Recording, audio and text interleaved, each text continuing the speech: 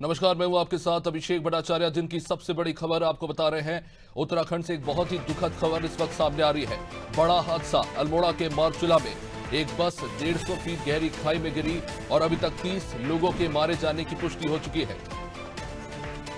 अल्मोड़ा में मारचूला से बस सीधा खाई में गिरी। मारचूला में लगातार मृतकों की संख्या बढ़ती जा रही है। गंभीर रूप से काफी सारे यात्री घायल हैं।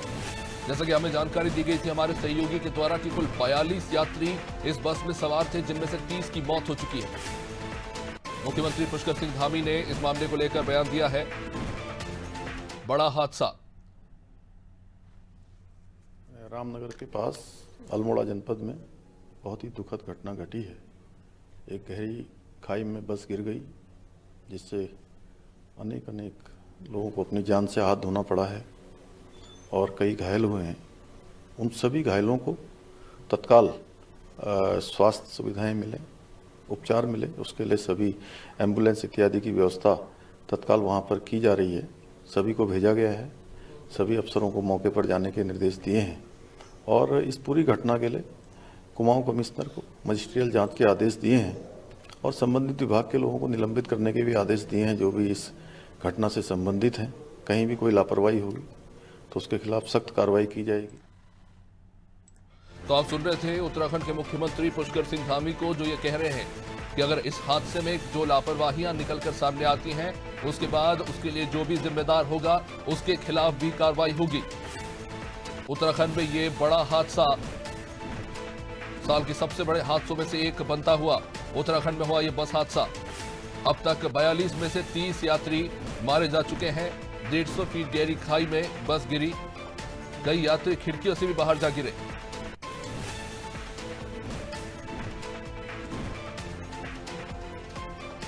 संजय हमारे साथ इस वक्त जुड़ चुके हैं उत्तराखंड से। संजय, उत्तराखंड का अब तक का इस साल का सबसे बड़ा हादसा बनता हुआ नजर आ रहा है। 30 लोगों की अभी तक मौत हो चुकी है। क्या स्थिति है वहां पर इस वक्त? जी, ये बताना चाहेंगे कि ये बहुत बड़ा यह हादसा आज सवेरे हुआ है। ये गाड़ी जो GMO यूपीटी गढ़वाल मंडल ऑनर्स लिमिटेड की गाड़ी थी, ये मारचूला से रामनगर की ओर जा रही थी। तो ये मारचूला के पास कूपी एक जगह है, यहाँ पर एक गाड़ी अनियंत्रित होकर के गहरी खाई में गिर गई, जिससे लगभग 30 लोगों की अभी तक मौत हो गई है। जिसमें से जो घायल हैं इनको रेस्क्यू कर नजदीकी चिकित्सालय रामनगर ले जाया जा रहा है, जहां इनका उपचार किया जाएगा। और जो ज्यादा गंभीर घायल हैं इनको हो सकते हैं इनको हल्द्वानी लाने की जो है व्यवस्था की जा रही है। और इसको देखते हुए, मौके की नजाकत देखते हुए खबर मिली है कि सीएम पुष्कर सिंह धामी ने 2 ARTO जो अल्मोड़ा के ARTO हैं, एक पौड़ी के, इनको निलंबित करने के निर्देश दिए हैं। फिलहाल जो घायल हैं इनका राजकीय चिकित्सालय जो रामनगर है, यहाँ पर उपचार किया जा रहा है। संजय, क्या लगता है प्राथमिक तौर पर कि क्या कारण रहे जिसके चलते यह हादसा हुआ? अब तो ऐसा कोई कारण तो स्पष्ट होकर नहीं आया, क्योंकि प्रशासन की टीम भी, क्योंकि ये दूरस्थ क्षेत्र है, प्रशासन की टीम भी यहाँ नहीं पहुंची। लगता है कि गाड़ी असंतुलित होकर के, संतुलन खो करके गहरी खाई में गिरी। संजय, ARTO को सस्पेंड किया गया है, क्या कारण इसके पीछे? क्या ये माना जाए कि जो बस थी उसकी फिटनेस पर कहीं ना कहीं सवाल उठ रहे हैं, या फिर कोई और यातायात से जुड़े तकनीकी कारण है जिसके लिए ARTO को जिम्मेदार ठहराकर उसे सस्पेंड किया गया है?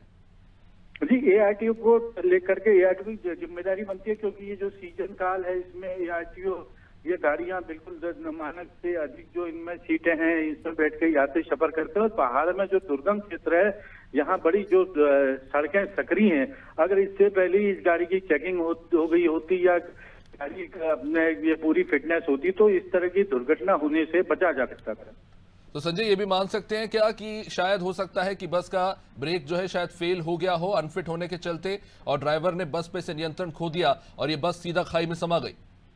जी, ये तो अभी ये तो हम एक संभावना व्यक्त कर सकते हैं। जो कारण है, स्पष्ट कारण जो इसके जो जब जांच होगी, जांच के बाद ही पता चल पाएंगे।